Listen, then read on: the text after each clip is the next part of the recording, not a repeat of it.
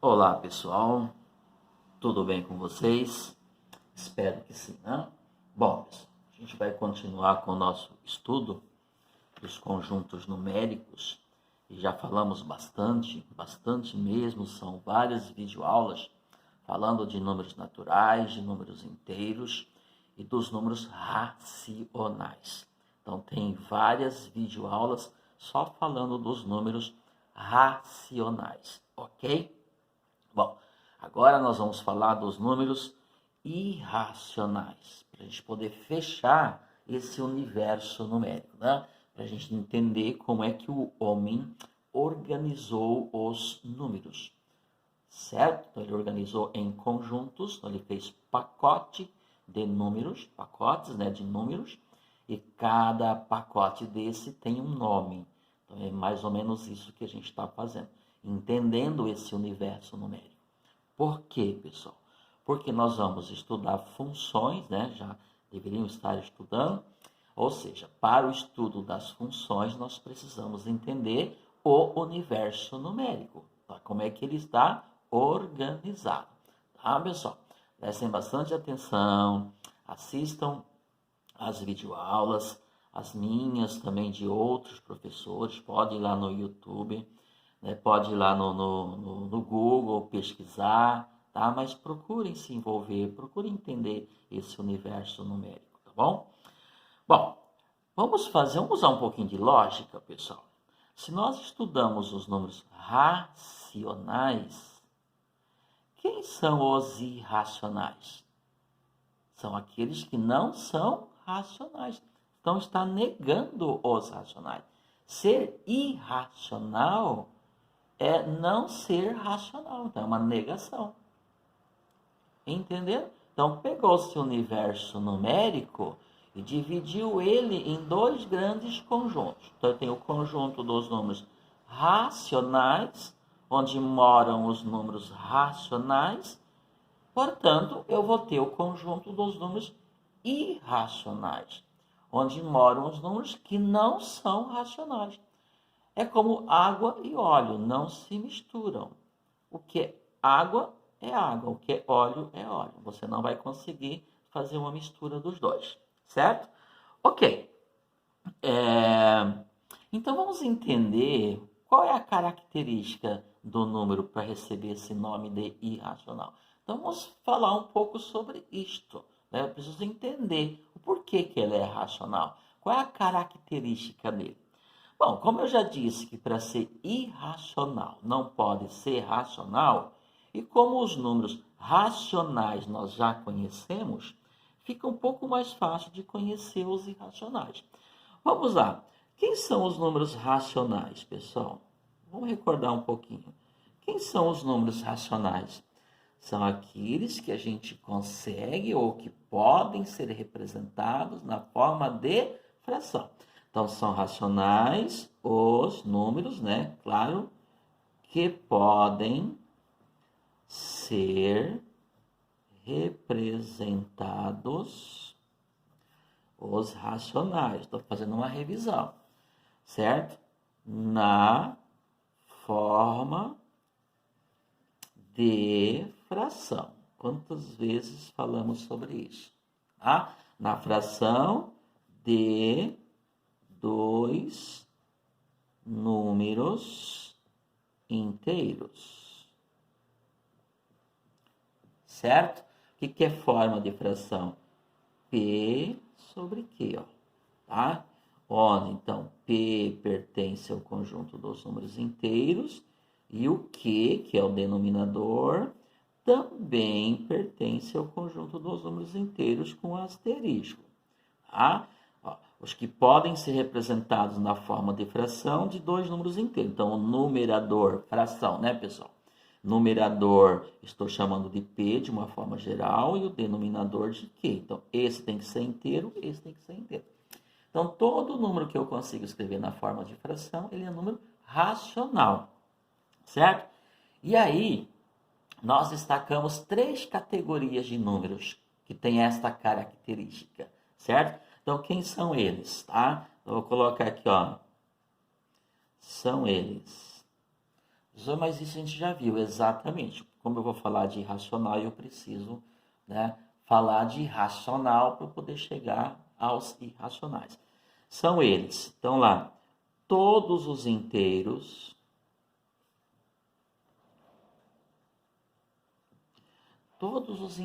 eu consigo escrever na forma de fração, pessoal, certo? Todos os decimais exatos, só na posição que eu fico, fica um pouco difícil de escrever, tá bom? E os decimais são aqueles números que tem vírgula, né, e casas depois da vírgula, certo? Exato é quando tem uma quantidade exata de casas decimais. Os decimais com infinitas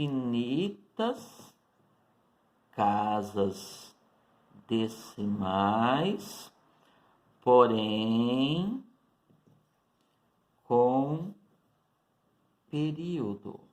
Tá? Decimais com infinitas casas decimais, porém com período. Deixa eu tirar essa vírgula daqui.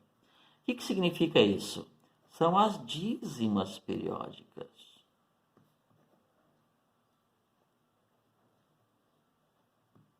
Lembram disso? Tá? Por exemplo, aqui, vou colocar um exemplo aqui, certo? Exemplo, 0,333, tem infinitas casas decimais, só que eu sei quem são elas. O período aqui é 3, porque eu sei que vai repetir infinitas vezes, mas sempre vai ser 3. Quem é esse número aqui? Esse número aqui é 1/3, tem a forma de fração, que está na forma decimal, aqui na forma de fração. Então, eu consigo escrevê-lo na forma de fração? Sim.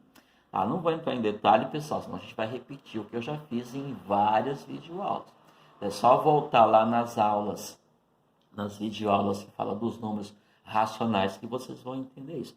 Então, são 3 categorias de números que eu consigo escrever na forma de fração. Os decimais exatos, por exemplo, 2,71. Isso é um decimal exato. Só tem 2 casas decimais. Parou. Se eu colocar a reticência aqui, tem que tomar cuidado. Se eu colocar a reticência, estou dizendo que ele não é um decimal exato. Vou tomar cuidado. E os números inteiros, né, pessoal? Todos os números inteiros. 0, 1, 2, 3, 4, 5, menos 1, menos 2, menos 3, menos 4, menos 5, infinito. Bom? Olha, então quem são os números irracionais? São aqueles que não se enquadram aqui. São aqueles que não têm essas características. Ora, se os racionais são os que podem ser representados na forma de fração, os irracionais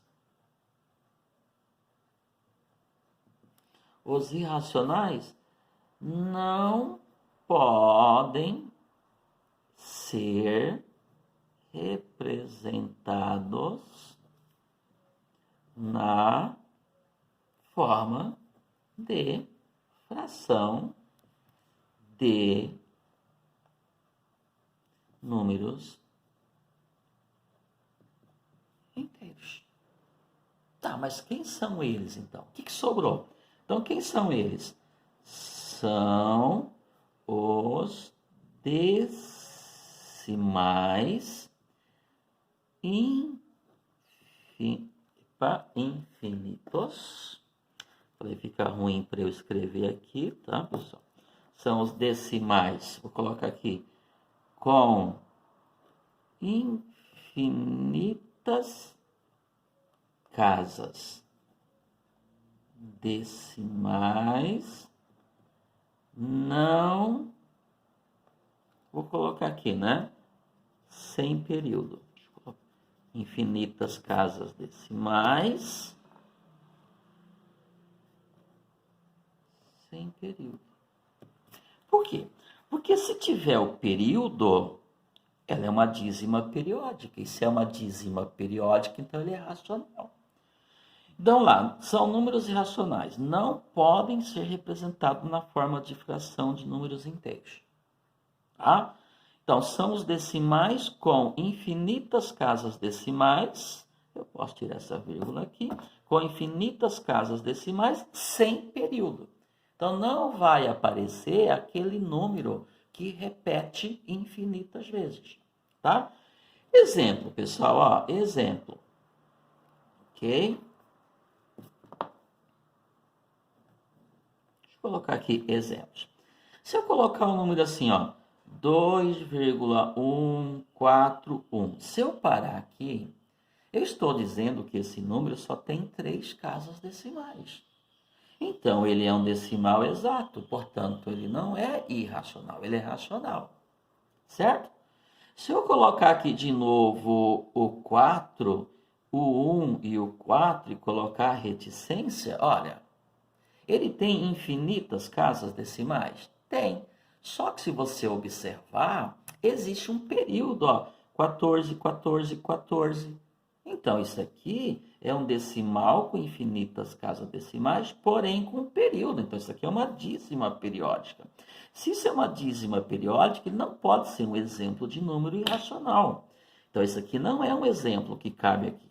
Agora, veja o que eu vou fazer aqui, certo? Ó. 1, 4, 1, 4, 2, 7, 1, 6. E vou colocar reticência. Vamos ver. Bom, que número é esse, professor? Não sei, é um número que tem a característica que eu coloquei aqui, ó. Ele é decimal com infinitas casas decimais. Eu sei que tem infinitas por causa da reticência. E você pode observar aqui que você não encontra período. Não tem números que se repetem. Não tem aquele pacote de número que vai repetir infinitas vezes. Não tem período, ó. Aqui é 14, 14, mas aqui fugiu, ó. Não continuou 14, 14. 2, 7, 1, 6. Então, você não identifica o período. Período é aquele número, ou aqueles algarismos, né? Ou aqueles números que vão repetir até o fim. Isso não tem. Portanto, pessoal, isso aqui é um exemplo de um número irracional. Ok? Então, são números decimais com infinitas casas decimais, porém que não possuem período. Essas infinitas casas decimais não se caracteriza com um período, não vai aparecer ali um período. Tranquilo? Bom, e esses números existem? Vamos lá. Onde que eles apareceram? Bom, pessoal, a descoberta desses números, né, foi muito importante para o estudo da geometria, por exemplo, porque possibilitou calcular a diagonal, por exemplo, de um quadrado.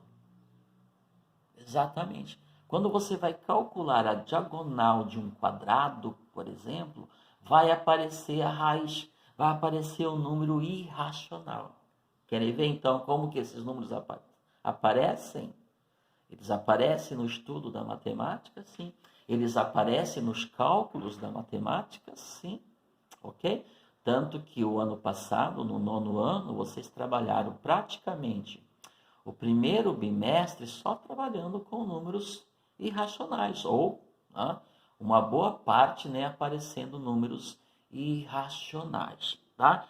Então vou verificar aqui, vou mostrar para vocês como é que esses números aparecem, em que circunstâncias eles aparecem, para não achar que esse tipo de número caiu aí do céu num dia de um temporal, tá? Então eles têm a sua origem, tem a sua razão de ser, de existir, tudo bem? E são vários, pessoal, tá bom? Vamos lá, então. Para eu mostrar para vocês que os números irracionais existem, tá? Nós precisamos utilizar outros conhecimentos matemáticos. Vocês lembram do Teorema de Pitágoras? O Teorema de Pitágoras é uma relação que existe entre as medidas dos lados de um triângulo retângulo, ok? Então, vamos fazer o seguinte, ó, vamos revisar aqui um pouquinho. A gente sabe, a gente já conhece o triângulo retângulo, certo? O triângulo retângulo é um triângulo que tem um ângulo reto, um ângulo de 90 graus, porque senão não seria chamado triângulo retângulo, Olha a lógica aí, pessoal, tá? Claro que para eu formar um triângulo eu vou ter que fechar aqui. Então, esse daqui é o nosso famoso triângulo retângulo. E existem muitas relações que a gente pode extrair do triângulo retângulo, né, pessoal? E uma delas é o Teorema de Pitágoras, certo?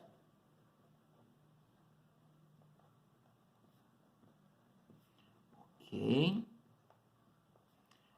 Olha só, vamos fazer revisão aqui. Vocês estudaram também no 9º ano. Quem não estudou, quem não lembra, vamos lá. Então, o que diz esse teorema? Esse teorema, pessoal, ele equaciona as medidas dos catetos com a medida da hipotenusa. Bom, quem é o cateto, quem é a hipotenusa? A hipotenusa é o lado maior do triângulo retângulo. Quem que é o lado maior? É o lado que fica na frente do ângulo reto. Gente, se não tiver ângulo reto, não é triângulo retângulo, ok? Então, estou falando desse triângulo específico. Então, se aqui está o ângulo reto, essa daqui é a hipotenusa. Por que chama hipotenusa? Por que chama cateto? É outra história, senão a gente não conseguiu concluir o vídeo que tem um objetivo, certo? Então, esse aqui é a hipotenusa. Geralmente, a gente chama a medida, ou representa a medida da hipotenusa pela letra A. Peraí, pessoal, mas medida não é um número? Sim, pessoal. Mas eu estou generalizando. Então, esse A está representando um número que representa a medida da hipotenusa. Certo? Bom, vamos dar um nome ao triângulo, então. Triângulo ABC. Pronto. Então, A representa a medida do lado maior. E a medida dos outros dois lados, os outros dois lados no triângulo retângulo são chamados de catetos. Também tem uma história por que se chama cateto, tá? Assim que eu tiver a oportunidade, eu vou mostrando para vocês. Então, se esse vértice é o vértice C, eu vou chamar essa medida aqui de B. Se esse vértice aqui é o vértice C, o lado que fica na frente dele, eu vou chamar de C. São letras minúsculas, tá? A, B, C. Então, quem é A? A representa a medida da hipotenusa. Quem é B? B representa a medida de um cateto. E quem é C? C representa a medida do outro cateto. Lembrando, pessoal, que esses dois catetos podem ter medidas iguais. Tudo bem? Nesse caso, o meu triângulo seria isósceles. Então, eu teria que ter várias aulas só falando disso, explorando todo esse assunto. Ok, pessoal? Mas no momento eu quero só recordar com vocês o Teorema de Pitágoras. Por quê? Porque eu quero mostrar para vocês como é que nasce um número irracional. Ok? Como eu disse, para você não achar que isso é uma coisa absurda, que é uma invenção do homem que não tem utilidade nenhuma. Tá? Então ele aparece sim. Muitos dos cálculos não poderiam ser feitos se os números irracionais não fossem descobertos ou não fossem inventados, por exemplo, não fossem descobertos. Tudo bem? O que diz o Teorema de Pitágoras? Que a medida desse carinha aqui ao quadrado é igual à medida deste ao quadrado mais a medida desse ao quadrado. Ou seja, se você pegar esta medida aqui e elevá-la ao quadrado, como que representa a medida dela ao quadrado? Ela ao quadrado, o quadrado do A. Se eu pegar essa medida aqui e elevar ao quadrado, o que fica? Fica B ao quadrado. Não são elas, são os quadrados delas. E se eu fizer a mesma coisa com isso aqui, pegar isso aqui e elevar ao quadrado, eu vou ter o que aqui? A ao quadrado é esta medida ao quadrado, B ao quadrado é essa medida ao quadrado, e C ao quadrado é essa medida ao quadrado. O que significa isso, pessoal? Se essa medida for 3, então aqui eu vou ter 3 ao quadrado, que é 9. Bom, elevando essas medidas ao quadrado, o que diz o teorema? Significa que o quadrado da hipotenusa, que eu represento assim, é igual, por isso eu chamo de equação, uma igualdade é uma equação, é igual o quadrado desse cateto somado com o quadrado do outro cateto. Certo? Lembraram disso? Esse aqui é o nosso famoso Teorema de Pitágoras. Exemplo, pessoal. Vamos supor que esse B tenha valor 3. fazer o contrário aqui. Pode ser, tá? Ok. Vamos supor que esse B tenha valor 3. E que esse C tenha valor 4. E que esse A tenha valor 5. Esse triângulo com essas medidas é retângulo? Sim. Por quê? Porque essas medidas satisfazem o teorema de Pitágoras. Quer ver? Qual é o quadrado de 5? 25. Gente, o quadrado do número significa pegar ele e elevar ao quadrado. Elevar ao quadrado é multiplicar ele por ele mesmo. O quadrado de 5 é 5 vezes 5, que é 25. Tá? Qual é o quadrado de 4? 16. Certo? Qual é o quadrado de 3? 9. 3 ao quadrado é 9. Tá? Toda a nossa matemática básica, pessoal, tá? Às vezes a gente não entende as coisas porque ficaram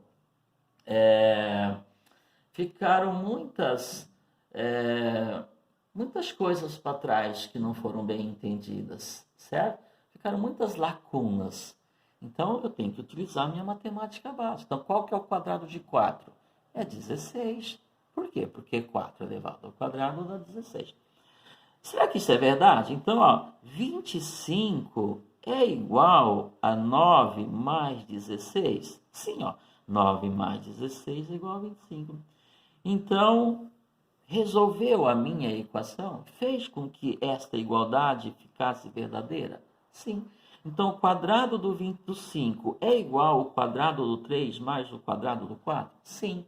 Então, este triângulo é um triângulo retângulo? Sim, pessoal. Ok? Então, se eu colocasse aqui, por exemplo, no lugar do 4, se eu colocasse aqui um 5, e deixo o 3 aqui e no lugar desse 5 aqui, eu vou colocar um 7. Vamos lá. Será que essas medidas são medidas de um triângulo retângulo? Vamos lá. Bom, vamos verificar. Qual é o quadrado de 7? 49. Qual o quadrado de 5? 25. Coloquei um 5 aqui agora, ok? Aqui, 5, 25. E qual o quadrado de 3? 9. Vamos lá. 9 somado com 25 vai dar 49? Não vai dar. Então, 3, 5 e 7 são medidas de um triângulo retângulo? Não. Por quê? Porque não satisfaz o teorema de Pitágoras. O quadrado de 7 não é igual à soma do quadrado de 3 com o quadrado de 5. Então, isso não pode. Bom, eu fiz uma rápida revisão do teorema de Pitágoras. Por quê, pessoal? Porque nós vamos agora, vamos ver se vai dar tempo, acho que dá tempo nesse vídeo, mostrar como é que se calcula a diagonal de um quadrado.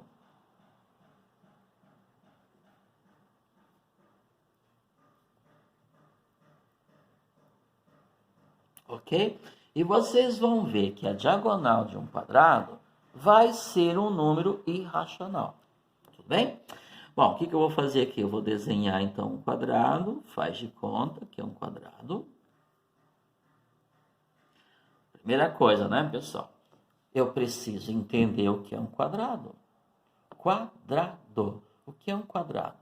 O quadrado, antes de ser quadrado, ele é um retângulo. Então, aqui merecia, né, de novo, mais algumas videoaulas só falando sobre isso, ok?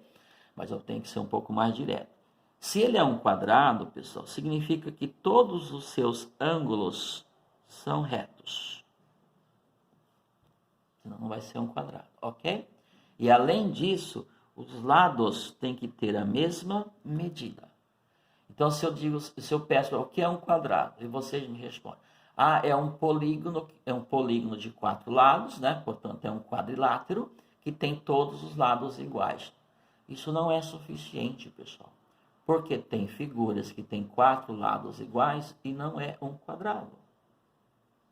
Tudo bem? No caso do losango, por exemplo. Então, para ele ser um quadrado, tem que ter os lados e medidas iguais, portanto, lados congruentes, e os ângulos também tem que ser todos ângulos retos, ok? Então, desenhei um quadrado. Mas o que eu quero? Eu quero diagonal. O que é diagonal? Diagonal É um segmento de reta que liga um vértice a outro, passando pela região interna, ok? Então, se eu ligar esse vértice a este, vértices são esses cantos aqui, né, pessoal? Vou dar um nome para o meu quadrado, quadrado ABCD. Então, ó, o segmento BD é uma diagonal, ok? Então, diagonal liga um vértice a outro, porém não são vértices consecutivos. Tem que passar aqui pela região interna da figura, tudo bem? Então, isso aqui é o que eu chamo de diagonal. Pergunta-se, qual que é a medida da diagonal de um quadrado? Como é que eu calculo? Ok, observem aqui, pessoal. Quando eu tracei a diagonal dividiu o quadrado em dois triângulos. E isso daqui, por exemplo, ó, me basta esse daqui, isso aqui é um triângulo o quê?